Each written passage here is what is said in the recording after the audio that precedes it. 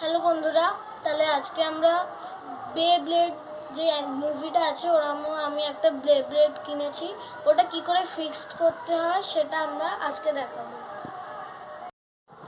তো আগে থেকে আমি যখন কিনে এনেছিলাম তখন খুলে একবার চেক করছিলাম।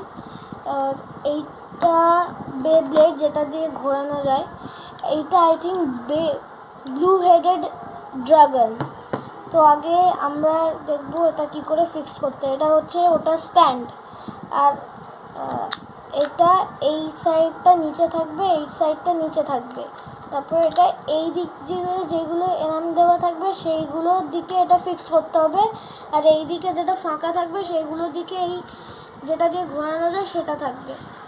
আর তারপরে এইটা যেটা দিয়ে আমরা ঘোরাই, ওটা ম্যাক্সিমাম এই সাইড দিয়ে দিলে তোমার প্রেস করলে এটা নষ্ট হয়ে যেতে পারে।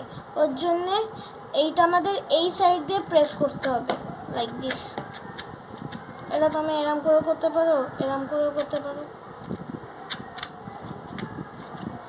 দেন এই ব্লেডটা এরম করে লাগাতে হবে না, এই ব্লেডটা এই সাইডে যে দুটো ফাঁক আছে এই ব্লু হেডেড ড্রাগনের পাশে এই ফাঁকের মধ্যে এটা লাগাতে হবে।